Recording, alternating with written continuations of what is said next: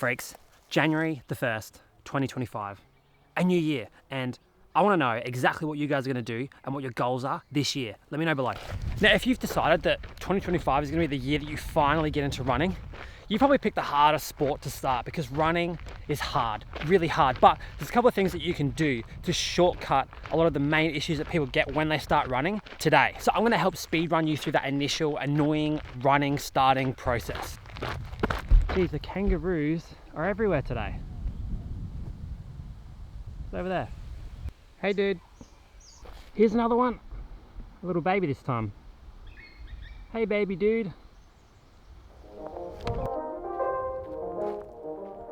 Now the first thing that you're gonna probably get into looking at is running shoes, because running shoes can be pretty important. But do you need really expensive shoes as a runner? Maybe, it depends how much you run. And do you need expensive shoes as a beginner runner? No. Generally speaking, expensive shoes are combating the problem that all runners have eventually, which is that they run a lot and that's a lot of impact. And so they need, squishy, soft foams to take that impact if they're running a lot. But when you're a beginner runner, you don't actually run that much. Like, you don't need crazy advanced technology foams like this just to run around the block for, 5 minutes. Basically, expensive shoes like this make concrete feel like soft surfaces and grass. So why don't you just start there and save yourself some money? Actually, I lied. There's two scenarios in which you could actually get some expensive running shoes straight off the rip. Number one is if you have really nice relatives and they got you like a decent amount of money for Christmas and you can go and blow that whole thing on one pair of shoes. And number two is if you're one of those person that really gets motivated when they have something really nice to use in whatever activity they're doing. If that's you, then go buy a sick pair of shoes. Okay, now here's the thing. Running shoes are really complex and there's lots of different things going on, like, foams and laces and uppers and not uppers and foams and shit like that, and it's just so complex and there's no point actually understanding that as a beginner. All you need to understand is that if you want to go find a pair of shoes, just go to the store. Don't listen to what anyone tells you in terms of advice and things like that. Just go find 10 pairs of shoes that you like, try them all on in the right size obviously, and whichever one feels the best when you do a little run up and down, or maybe if the good store has a little treadmill, have a little jog on it, whichever one feels good, it's probably going to continue feeling good, right? Just don't even give it much thought beyond that, and then just take them to the register and buy them and put them on and start running. It's really simple. Now, I was gonna explain how to start running from the 1st of January all the way to the 30th or the 31st. I don't know which month January is, like a 30th month or a 31st month, but I was going to show you exactly how to do this in a really structured way, but I'm going to show you that later because I need to go get some food, because that is really essential. After you finish your first run, you need to go get some food in your body as fast as possible. It's going to help with recovery, which we're going to talk about a little bit later, but it's also going to help you to not be hungry, basically. So I'm going to go do that.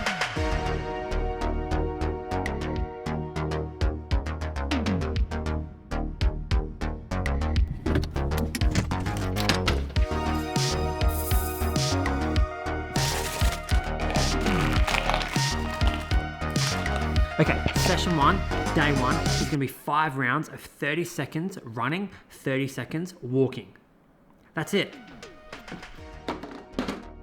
Okay, so here's the whole plan. Hear me out. If you want to one day run fast or run long, you first have to run slow and short. No matter the goals, it all starts with slow running and short running. We can build that up over time. So don't go sprinting on your 30 seconds on or 1 minute on. Just chill out and focus on staying light on your feet, taking it nice and easy. And we're gonna build up to 10 minutes of continuous running that feels nice and controlled by the end of the month. That's it. We're not going crazy. We're not taking it super seriously this first month. We're just enjoying the process of starting running. Okay, let's go do our first day of running.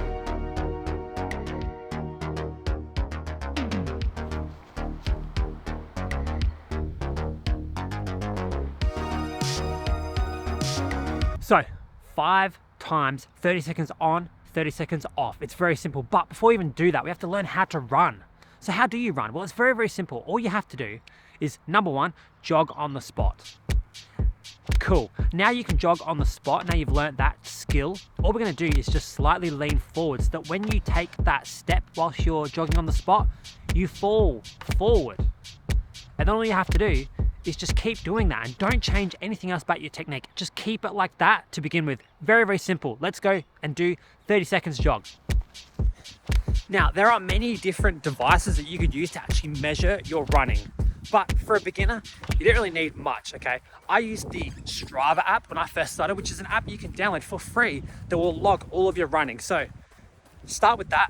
Do not get a running watch because once again, we don't know if this running thing's gonna last, you know? We haven't put in the time to see if we are actually committed to running. That's probably about 30 seconds, right? Yeah, cool. Like, we want to reduce the barrier to entry for running. So all you have to do is just put on a pair of shoes that you probably already have. Get to a grass field like this, just nice and soft. Get going, use the Strava app just to log your Ks, and you're laughing, you know, running really should be free. And so anything that you can do at the start to make it free is gonna be great. And we need to get bloody going again. Now, the next question would be, for these 30-second reps, how easy should they feel? Well, they should feel really easy because you're running really slow. Remember, we have to run slow before we can run fast. Now, we're gonna get into the rationale as to why you need to start running slow to begin with and running conservatively. But I have to go to work after these 5 reps and I already ran today. So what I'm gonna do actually is just cut these ones a little bit short because I'm not a double runner yet. No way. So yeah, let's just pretend that I did all of those reps perfectly. That's day 1 done. And yeah, I know it's diabolical behavior working on New Year's Day, but I'm a psychopath. I'll see you guys later.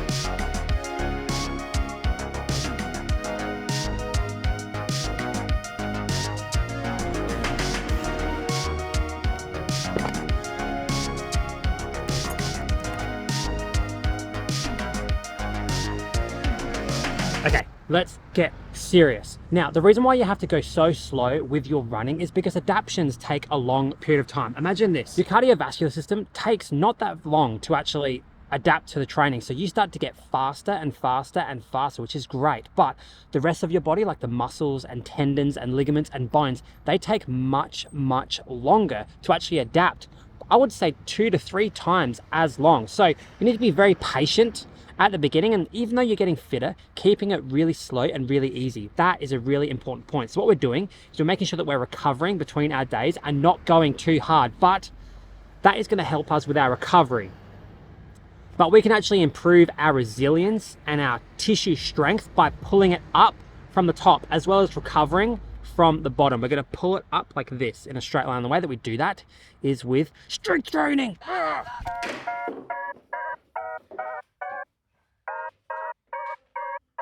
Strength training. I know it isn't what you signed up for. I get it, but it's going to allow you to run more and it's going to make it feel much easier. And when things are easier, they are way more fun. And humans don't do shit unless there's fun involved. Basic human physiology. So there's 3 exercises in this training routine. Why 3? Because 4 is just way too much for beginners and 2 would be way too hard to hit all of the important muscles. So 3 exercises, the single leg calf raise, single leg squat, single leg bridge. Super simple stuff. If it's any more complex than that, you're not gonna do it. And it's all you really need to get started.